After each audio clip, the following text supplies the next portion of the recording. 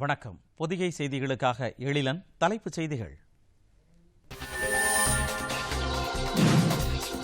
பிரதமர் நரேந்திர மோடிக்கு ஐக்கிய அரபு எமிரேட்ஸின் ஆர்டர் ஆஃப் சயீத் என்ற உயரிய விருது வழங்கப்பட்டது. அந்நாட்டில் ரூபே அட்டையின் பயன்பாட்டை தொடங்கி வைத்தார் பிரதமர்.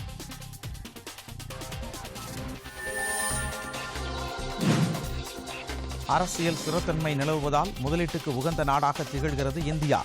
ஐக்கிய அரபு எமிரேட்ஸில் இந்திய வர்த்தக சமுதாயத்தினர் மத்தியில் பிரதமர் நரேந்திர மோடி பேச்சு.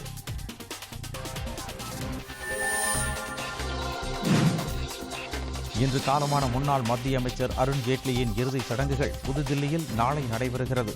ஜேட்லியின் மறைவுக்கு பல்வேறு தலைவர்கள் இரங்கல்.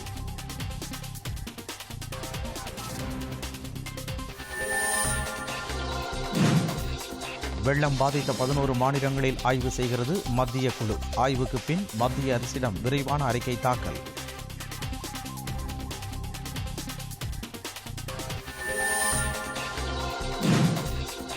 ஹாங்காங்கில் சீனாவுக்கு எதிராக போராட்டம். பொதுமக்களுக்கும் காவல்துறையினருக்கும் இடையே கடும் மோதல்.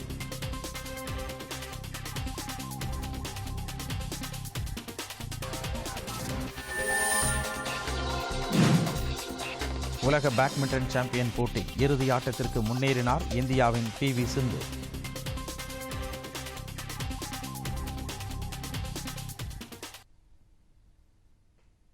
விரிவான செய்திகள். பிரதமர் நரேந்திர மோடிக்கு ஐக்கிய அரபு எமிரேட்ஸின் உயரிய விருதான ஆர்டர் ஆஃப் சயீத் விருது இன்று வழங்கப்பட்டது. பிரதமர் நரேந்திர மோடி 3 நாடுகள் பயணத்தின் 2வது கட்டமாக நேற்று இரவு ஐக்கிய அரபு எமிரேட் சென்றடைந்தார். இன்று அங்கு அந்நாட்டின் ஆர்டர் ஆஃப் சயீத் என்ற உயரிய விருது பிரதமருக்கு வழங்கப்பட்டது. ஐக்கிய அரபு எமிரேட்டின் தந்தை என்று அழைக்கப்படும் அந்நாட்டின் தலைவர் ஷேக் ஜயீத் பின் சுல்தான் அல் நஹ்யானின் நினைவாக இந்த விருது வழங்கப்பட்டது. முன்னதாக ஐக்கிய அரபு எமிரேட்டில் ரூபே அட்டை பயன்பாட்டை பிரதமர் நரேந்திர மோடி தொடங்கி வைத்தார். ரொக்கமில்லாத மின்னணு பண பரிவர்த்தனை நடைமுறையை ஊக்குவிக்கும் நோக்கில் இந்த அட்டை அங்கு அறிமுகம் செய்யப்பட்டுள்ளது. ஏற்கனவே சிங்கப்பூர் மற்றும் பூடான் நாடுகளில் ரூபே அட்டையை இந்தியா அறிமுகம் செய்துள்ளது. அபுதாபி இளவரசர் ஷேக் முகமது பின் சயீத்தையும் பிரதமர் நரேந்திர மோடி சந்தித்து இருதரப்பு உறவுகள் குறித்து ஆலோசனை நடத்தினார். வர்த்தகம், கலாச்சார உறவுகள் உள்ளிட்டவற்றில் இருதரப்பு ஒத்துழைப்பை மேலும் அதிகரிப்பது குறித்து இரு தலைவர்களும் ஆலோசனை நடத்தியதாக தகவல்கள் தெரிவிக்கின்றன. பிரதமர் நரேந்திர மோடி தமது ஐக்கிய அரபு எமிரேட்ஸ் பயணத்தை முடித்துக் கொண்டு இன்று பிற்பகல் பஹ்ரைன் சென்றடைந்தார். அபுதாபி இளவரசர் முகமது பின் சயீத் அல் நஹ்யான் அவரை விமான நிலையத்தில் வழியனுப்பி வைத்தார். அரசியல் ஸ்திரத்தன்மை நிலவுவதால் முதலீட்டுக்கு உகந்த நாடாக இந்தியா திகழ்கிறது என்று ஜம்மு காஷ்மீரில் வெளிநாடு வாழ் இந்தியர்கள் அதிக அளவில் முதலீடுகளை செய்ய வேண்டும் என்றும் பிரதமர் நரேந்திர மோடி கூறியுள்ளார். ஐக்கிய அரபு எமிரேட்ஸில் பயணம் மேற்கொண்ட பிரதமர் நரேந்திர மோடி அங்குள்ள இந்திய வர்த்தக சமுதாயத்தினரிடையே உரையாற்றினார். அப்போது பேசிய அவர், ஐக்கிய அரபு எமிரேட்ஸில் உள்ள இந்திய சமுதாயத்தினர் நாட்டின் பொருளாதார வளர்ச்சிக்கு முக்கிய பங்காற்றுவதாக குறிப்பிட்டார். வளர்ச்சியை அதிகரிக்கவும் வேலைவாய்ப்புகளை பெருக்கவும் பல்வேறு கொள்கைகள் வகுக்கப்பட்டுள்ளதாக அவர் கூறினார். ஜம்மு காஷ்மீர் மற்றும் லடாக் ஆகிய 2 பகுதிகளிலும் வளர்ச்சிக்கு அதிகமான வாய்ப்புகள் இருப்பதாக அவர் கூறினார். அடுத்த 5 ஆண்டுகளில் இந்தியாவில் $1.7 டிரில்லியன் அளவுக்கு முதலீடுகளை பெற இலக்கு நிர்ணயிக்கப்பட்டுள்ளதாக அவர் குறிப்பிட்டார். $5 டிரில்லியன் பொருளாதார நாடாக இந்தியா உருவெடுப்பதில் ஐக்கிய அரபு எமிரேட்ஸ் முக்கிய பங்காற்றும் என்றும் பிரதமர் கூறினார்.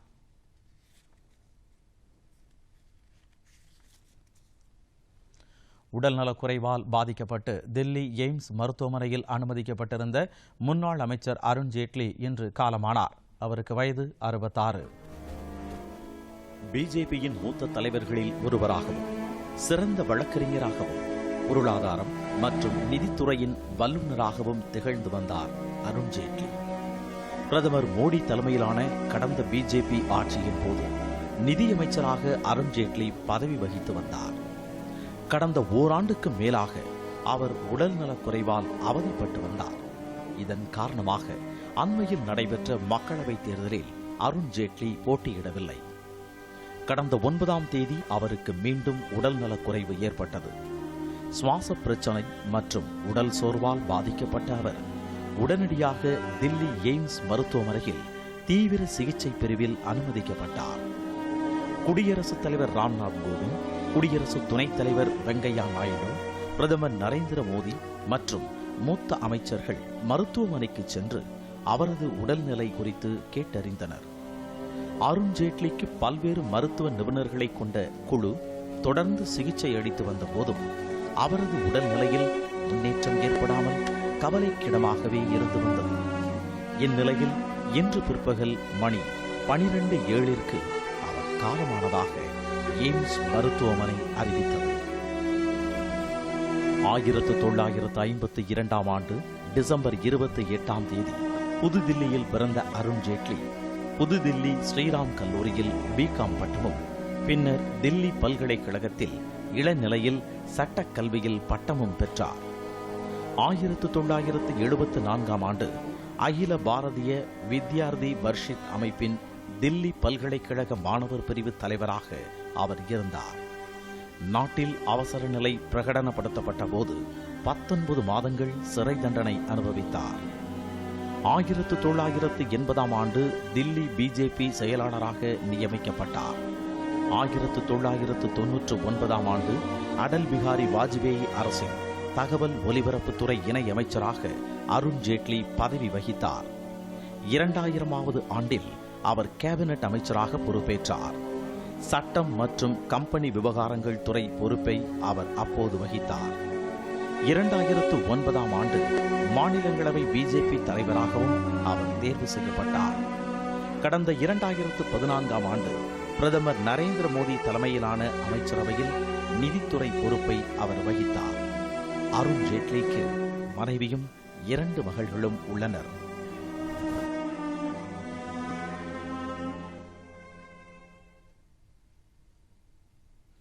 இன்று காலமான அருண்ஜேட்லியின் உடல் தில்லியில் உள்ள அவரது இல்லத்தில் அஞ்சலிக்காக வைக்கப்பட்டுள்ளது. நாளை அவரது இறுதிச் சடங்கு நடைபெறும் என்று அவரது குடும்பத்தினர் தெரிவித்துள்ளனர். நாளை காலை 10 மணிக்கு பிஜேபி தலைமை அலுவலகத்திற்கு அவரது உடல் கொண்டு செல்லப்பட்டு அங்கு அஞ்சலிக்காக வைக்கப்படும் என்றும் பின்னர் தில்லி நிகம்பாத் காட்டில் அவரது இறுதிச் சடங்குகள் நடைபெறும் என்றும் அறிவிக்கப்பட்டுள்ளது.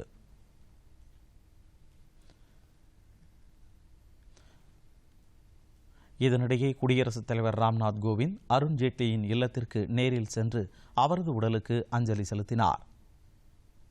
மத்திய அமைச்சர்கள் அமித் ஷா, ஹர்ஷவர்தன், தர்மேந்திர பிரதான், ராம்விலாஸ் பாஸ்வான், பிஜேபி செயல் தலைவர் ஜே.பி. நட்டா, பிஜேபி மூத்த தலைவர் எல்.கே. அத்வானி உள்ளிட்ட பலரும் அருண்ஜேட்லி உடலுக்கு அஞ்சலி செலுத்தினர்.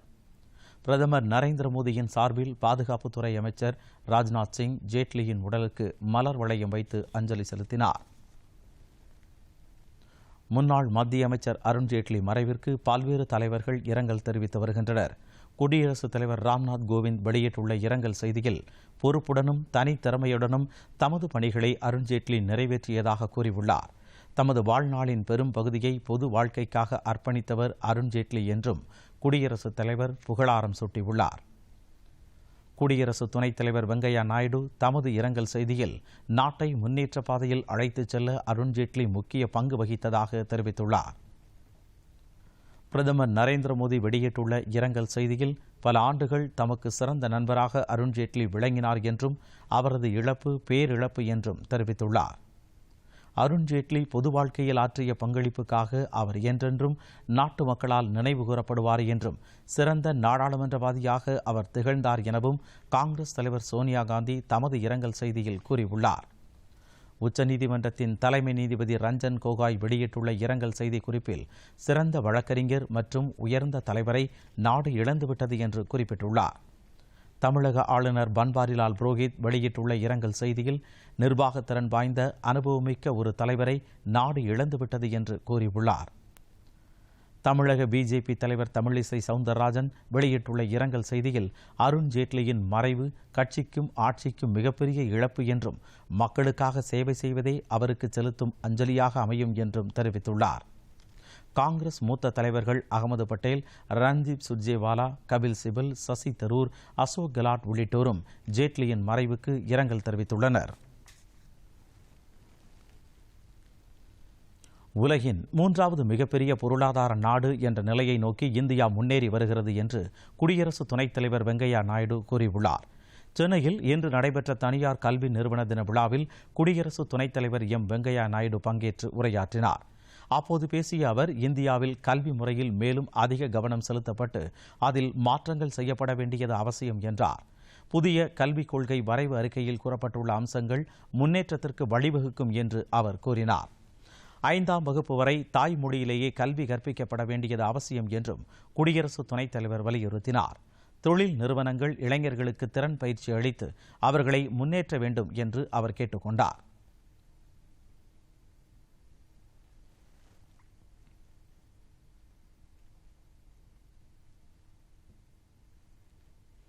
சென்னை பல்கலைக்கழக நூற்றாண்டு விழா அரங்கத்தில் நடைபெற்ற இந்த நிகழ்ச்சியில் ஆளுநர் பன்வாரிலால் புரோஹித், மாநில அமைச்சர் ஜெயக்குமார் உள்ளிட்டோர் பங்கேற்றனர். 15 నిమిషాల పాటు వారి జీవిత చరిత్రంతా, సంస్థల యొక్క చరిత్రంతా చూడడం చాలా సంతోషకరం అని చెప్పని మీ అందరికి కూడా నేను భావిస్తున్నాను.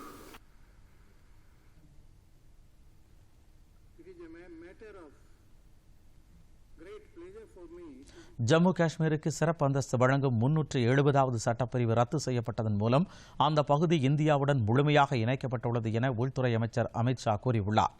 ஐதராபாத்தில் உள்ள தேசிய காவல்துறை பயிற்சிக் கழகத்தில் ஐபிஎஸ் பயிற்சி நிறைவு செய்தவர்களின் அணிவகுப்பு நிகழ்ச்சியில் உள்துறை அமைச்சர் அமித் ஷா பங்கேற்றார். நிகழ்ச்சியில் பேசிய அவர், நாட்டின் வளர்ச்சிக்கு அமைதியை நிலைநாட்டுவது அவசிய தேவை என்று கூறினார். 5 டிரில்லியன் அமெரிக்க டாலர் பொருளாதார நாடாக இந்தியா உருவெடுக்க சட்டம் ஒழுங்கு சீராக இருப்பது அவசியம் என்று அவர் தெரிவித்தார். பாதுகாப்பான மற்றும் வளமான நாட்டை கட்டமைப்பதில் இந்திய காவல் பணி அதிகாரிகளுக்கு முக்கிய பங்கு உள்ளது என்றும் அவர் குறிப்பிட்டார்.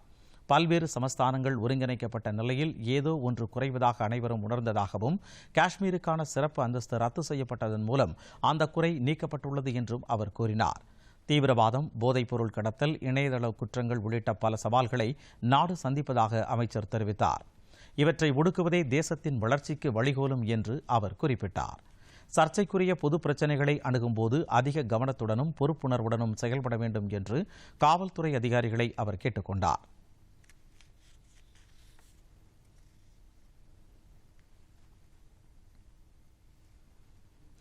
இந்த விழாவின் போது ஐபிஎல் பயிற்சி அதிகாரிகள் அளித்த அணிவகுப்பு மரியாதையை அமைச்சர் ஏற்றுக்கொண்டார். 12 பெண் ஐபிஎஸ் அதிகாரிகள் உட்பட 92 பேர் ஐபிஎஸ் பயிற்சியை இந்த கழகத்தில் நிறைவு செய்துள்ளனர். गरीबों को अपने गरीबी के स्तर से ऊपर उठाने के लिए और भारत को बेहतर बनाने के लिए अगर आप उपयोग करते हो तो आपकी ही तरह आज भारत में जी रहे सभी भाई बहनों के लिए ये बहुत बड़ी शांति के लिए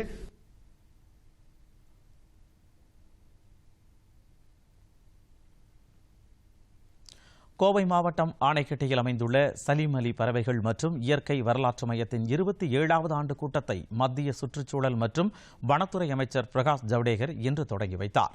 பின்னர் இந்த மையத்தில் 4 கோடி ரூபாய் மதிப்பீட்டில் தரம் மேம்படுத்தப்பட்ட பறவைகள் மற்றும் சுற்றுச்சூழல் நச்சுயியல் ஆய்வகத்தை அமைச்சர் திறந்து வைத்தார்.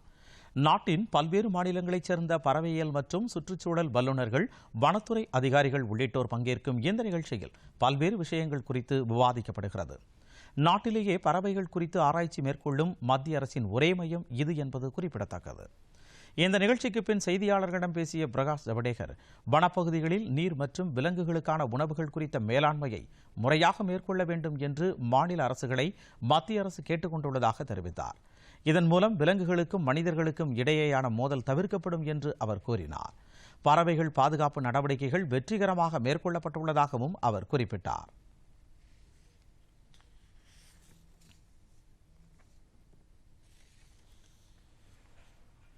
முன்னதாக இந்த நிகழ்ச்சியில் பங்கேற்க நேற்றிரவு கோவை வந்த மத்திய அமைச்சர் பிரகாஷ் ஜவடேகரை தகவல் ஒலிபரப்பு அமைச்சகத்தின் அதிகாரிகள் மற்றும் பிஜேபி நிர்வாகிகள் வரவேற்றனர்.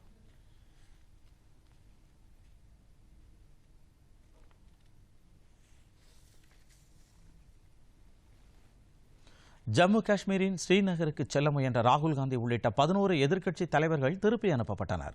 காஷ்மீருக்கான சிறப்பு அந்தஸ்து ரத்து செய்யப்பட்டதை தொடர்ந்து சில கட்டுப்பாடுகள் அங்கு விதிக்கப்பட்டுள்ளன. இந்நிலையில் காங்கிரசின் ராகுல் காந்தி உள்ளிட்டோர் இன்று ஸ்ரீநகர் செல்லப்போவதாக அறிவித்தனர். மக்களுக்கு இடையூறு ஏற்படுத்தும் வகையில் காஷ்மீருக்கு யாரும் பயணிக்க வேண்டாம் என்று அரசு சார்பில் கேட்டுக் கொள்ளப்பட்டது. எனினும் அதை மீறி ராகுல் காந்தி, குலாம் நபி ஆசாத், இந்திய கம்யூனிஸ்ட் கட்சியின் டி ராஜா, மார்க்சிஸ்ட் கம்யூனிஸ்ட் கட்சியின் சீதாராம் யெச்சூரி, திமுக மாநிலங்களவை உறுப்பினர் திருச்சி சிவா, ராஷ்டிரிய ஜனதாதள் கட்சியைச் சேர்ந்த மனோஜ் ஜா, திரிணாமுல் காங்கிரஸ் கட்சியின் தினேஷ் திரிவேதி உள்ளிட்டோர் ஸ்ரீநகர் சென்றனர். எனினும் விமான நிலையத்திலேயே அவர்கள் தடுத்து நிறுத்தப்பட்டு திருப்பி அனுப்பப்பட்டனர். காஷ்மீரில் இயல்பு வாழ்க்கை படிப்படியாக திரும்பி வருவதாகவும் அரசியல் கட்சிகளின் மூத்த தலைவர்கள் இதில் தலையிட்டு சூழலை சிக்கலாக்க முயற்சிக்க கூடாது என்றும் காஷ்மீர் அரசு கேட்டுக் கொண்டுள்ளது. ஸ்ரீநகருக்கு தலைவர்கள் யாரும் வரவேண்டாம் என்றும் அரசுக்கு ஒத்துழைப்பு வழங்குமாறும் கேட்டுக் கொள்ளப்பட்டுள்ளது.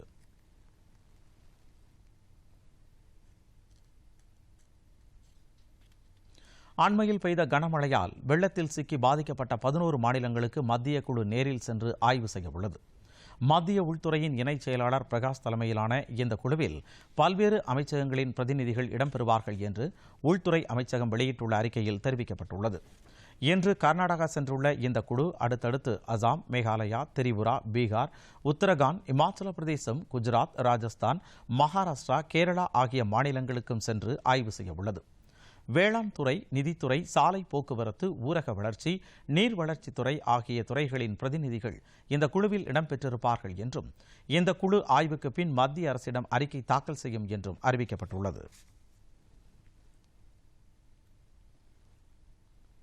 காஷ்மீரின் பல்வேறு பகுதிகளில் கட்டுப்பாடுகள் தளர்த்தப்பட்டுள்ளதை அடுத்து மக்கள் இயல்பு வாழ்க்கைக்கு திரும்பியுள்ளனர். பிரிவினைவாதிகள் சிலர் நேற்று பேரணி நடத்த திட்டமிட்டு இருந்ததை அடுத்து காஷ்மீர் பள்ளத்தாக்கு பகுதியில் சில கட்டுப்பாடுகள் விதிக்கப்பட்டன. இன்று அவை தளர்த்தப்பட்ட நிலையில் பெரும்பாலான பகுதிகளில் போக்குவரத்து இயல்பாக இருந்தது என அதிகாரிகள் தெரிவித்தனர். சாலைகளில் தடுப்புகள் அகற்றப்பட்டதாகவும் மக்கள் நடமாட்டம் இயல்பாக காணப்படுகிறது என்றும் அவர்கள் கூறினர். இதனிடையே ஜம்மு மாவட்டத்தின் கச்ரியால் ஷாம்வான் எல்லை கிராமங்களில் ராணுவத்தினர் பொதுமக்களிடம் கலந்துரையாடலில் ஈடுபட்டனர். தேச கட்டமைப்பு, சமூக ஒற்றுமை உள்ளிட்டவை தொடர்பான விழிப்புணர்வை ஏற்படுத்தும் வகையில் அவர்கள் கையேடுகளையும் மக்களுக்கு வழங்கினர்.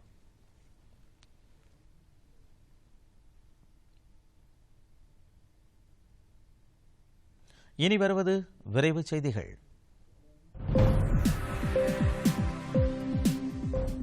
சிறப்பு நீதிமன்றங்களை அதிக அளவில் அமைத்து தேசிய அளவில் முதன்மை மாநிலமாக தமிழகம் விளங்குவதாக சட்டத்துறை அமைச்சர் சி.வி. சண்முகம் தெரிவித்துள்ளார்.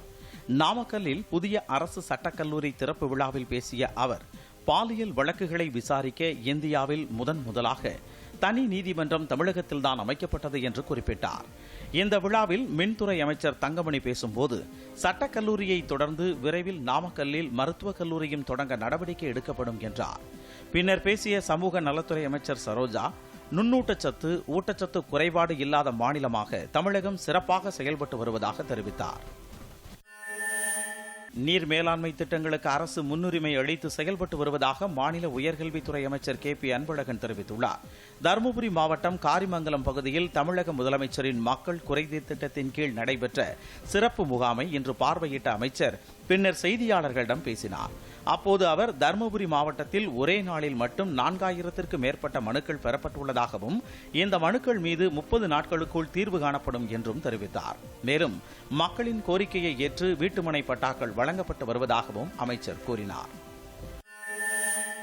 ஓய்வூதிய முறைகேடுகளை களைந்து தகுதியான அனைவருக்கும் ஓய்வூதியம் கிடைக்க அரசு நடவடிக்கை எடுக்கும் என வணிக வரித்துறை மற்றும் பத்திரப்பதிவுத்துறை அமைச்சர் கே.சி. வீரமணி தெரிவித்துள்ளார். வேலூர் மாவட்டம் ஜோலார்பேட்டை அருகே நடைபெற்ற முதலமைச்சரின் சிறப்பு குறைதீர்க்கும் முகாமில் அமைச்சர் வீரமணி இன்று பங்கேற்று மக்களிடம் ஓய்வூதியம், வீட்டுமனை பட்டா, வேலைவாய்ப்பு உள்ளிட்ட பல்வேறு பிரச்சினைகள் குறித்து கேட்டறிந்தார். பின்னர் அவர்களிடமிருந்து மனுக்களையும் பெற்றுக்கொண்ட அவர், அரசின் திட்டங்களை விரைவாக மக்களுக்கு கொண்டு சேர்க்கும் விதமாகவே இந்த மாவட்டம் 3 மாவட்டங்களாக பிரிக்கப்பட்டதாக தெரிவித்தார். ஆவடி மாநகராட்சியோடு பூவிருந்தவல்லி, திருவேற்காடு நகராட்சிகள் விரைவில் இணைக்கப்படும் என மாநில ஊரக தொழில்துறை அமைச்சர் பெஞ்சமின் தெரிவித்துள்ளார். மதுரவாயல், அயப்பாக்கம் ஊராட்சியில் குடிமராமத்து பணிகளை அவர் தொடங்கி வைத்தார். இந்த விழாவில் தமிழ் வளர்ச்சித்துறை அமைச்சர் பாண்டியராஜனும் கலந்து கொண்டார். அடையாளம்பட்டு ஊராட்சியில் மாஸ் திட்ட மாணவர்களுடன் இணைந்து வீதிகளை சுத்தம் செய்யும் பணியிலும் அமைச்சர்கள் ஈடுபட்டனர். பின்னர் நடைபெற்ற முதலமைச்சரின் சிறப்பு குறைதீர் திட்ட முகாமில் கலந்து கொண்டு பொதுமக்களிடம் மனுக்களை பெற்றுக் கொண்டனர். இந்த நிகழ்ச்சியில் பூவிருந்தவல்லி வட்டாட்சியர் புனிதவதி உட்பட அரசு உயர் அதிகாரிகள் பலரும் கலந்து கொண்டனர். மணிப்பூர் மாநிலத்தில் உள்ள 6 மாவட்டங்களில் 7வது பொருளாதார கணக்கெடுப்பு இன்று தொடங்கியது. மத்திய அரசின் புள்ளியியல் மற்றும் திட்ட அமலாக்க அமைச்சகம் இந்த கணக்கெடுப்பை நடத்துகிறது.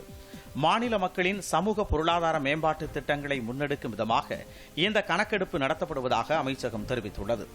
இந்த பணிகள் 3 மாதம் நடைபெறும் என்றும் பின்னர் அறிக்கை தாக்கல் செய்யப்படும் என்றும் அதிகாரிகள் தெரிவித்தனர்.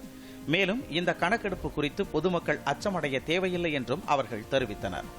மேலும் இதன் அடுத்த கட்ட கணக்கெடுப்பு அடுத்த மாதம் 9ஆம் தேதி தொடங்கும் என்றும் அதிகாரிகள் தெரிவித்தனர்.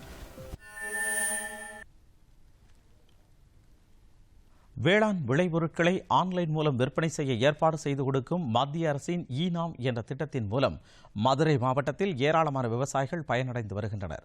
விவசாயமும் விவசாயிகளும் மேம்பாடு அடைய இந்த திட்டம் உறுதுணையாக அமைந்துள்ளது என்று மதுரை மாவட்ட விவசாயிகள் கூறுகின்றனர்.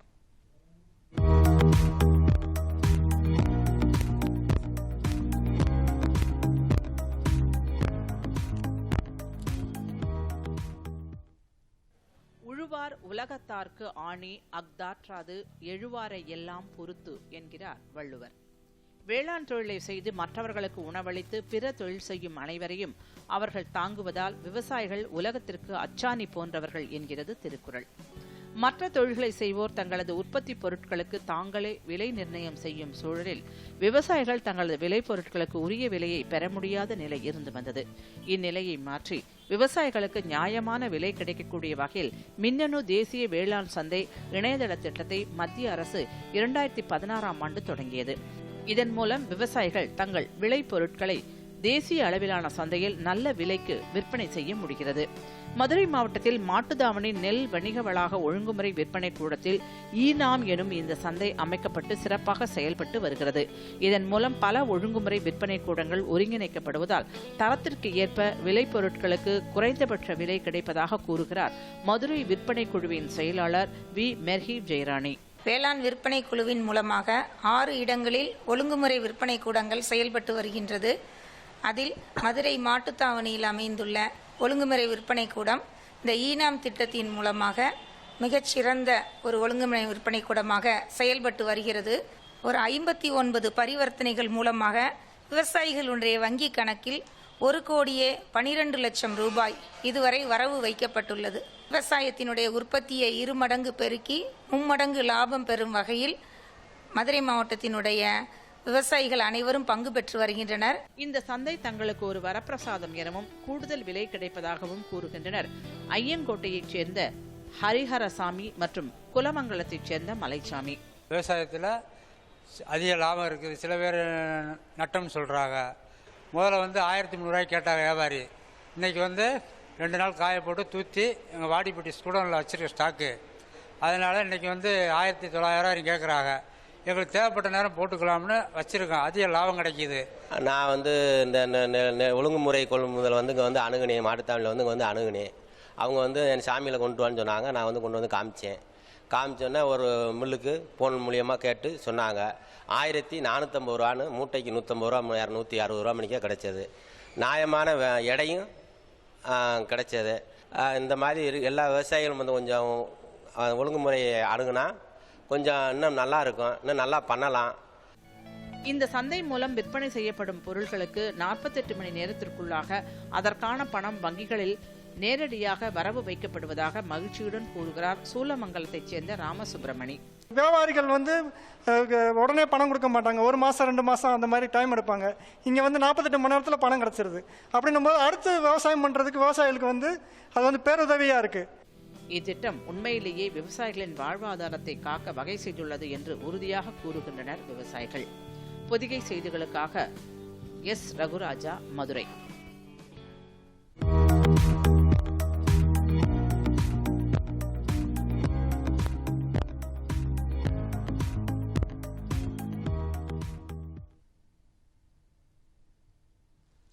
அடுத்து வருவது உலக செய்திகள்.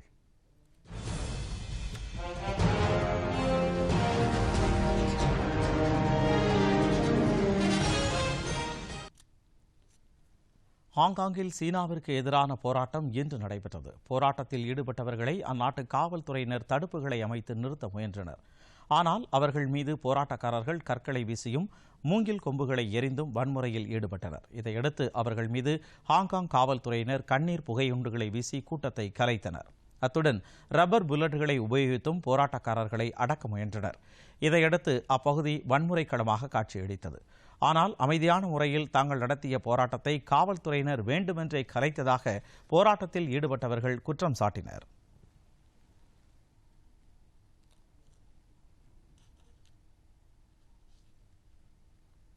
அடுத்து வருவது விளையாட்டுச் செய்திகள்.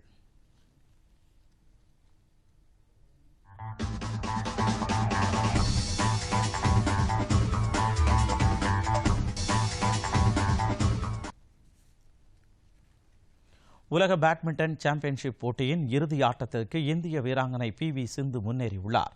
சுவிட்சர்லாந்து நாட்டின் பேசல்ஸ் நகரில் நடைபெற்று வரும் இப்போட்டியில் இன்று நடைபெற்ற மகளிர் ஒற்றையர் பிரிவு அரையிறுதி ஆட்டத்தில் அவர் சீனாவின் சான்யாஃபியை 21-7, 21-14 என்ற செட் கணக்கில் வென்றார். இந்த வெற்றியின் மூலம் தொடர்ந்து 3வது முறையாக அவர் உலக பேட்மிண்டன் சாம்பியன்ஷிப் போட்டியின் இறுதி ஆட்டத்திற்கு முன்னேறியுள்ளார். இதற்கிடையே மற்றொரு அரையிறுதி ஆட்டத்தில் தாய்லாந்தின் ரத்னோகோக் இட்லாண்டின் ஜப்பானின் நிசோமி ஒரகாவை மோத உள்ளனர். இறுதிப் போட்டியில் வெற்றி பெறுபவரை இறுதி ஆட்டத்தில் PV சிந்து எதிர்கொள்ள உள்ளார்.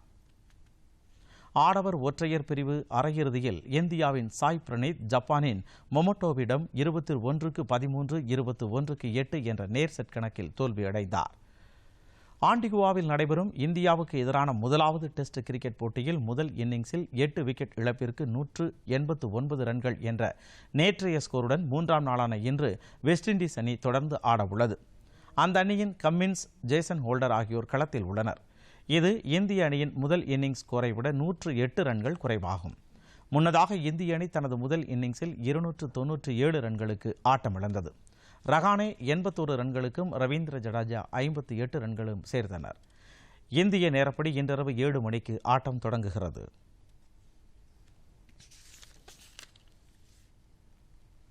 மீண்டும் தலைப்புச் செய்திகள். பிரதமர் நரேந்திர மோடிக்கு ஐக்கிய அரபு எமிரேட்ஸின் ஆர்டர் ஆஃப் சயித் என்ற உயரிய விருது வழங்கப்பட்டது. அந்நாட்டில் ரூபே அட்டையின் பயன்பாட்டை தொடங்கி வைத்தார் பிரதமர்.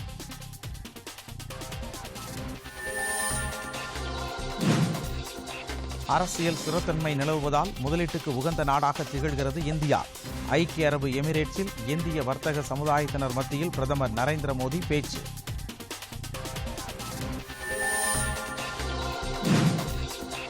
இன்று காலமான முன்னாள் மத்திய அமைச்சர் அருண் ஜேட்லியின் இறுதிச் சடங்குகள் புதுதில்லியில் நாளை நடைபெறுகிறது.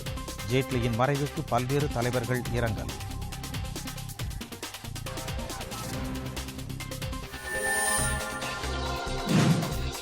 வெள்ளம் பாதித்த 11 மாநிலங்களில் ஆய்வு செய்கிறது மத்திய குழு. ஆய்வுக்கு பின் மத்திய அரசிடம் விரைவான அறிக்கை தாக்கல்.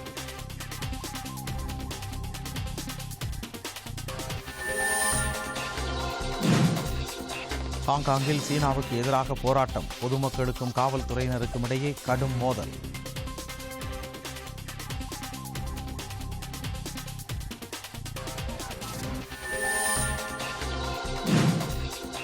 உலக பேட்மிண்டன் சாம்பியன் போட்டி இறுதி ஆட்டத்திற்கு முன்னேறினார் இந்தியாவின் PV சிந்து.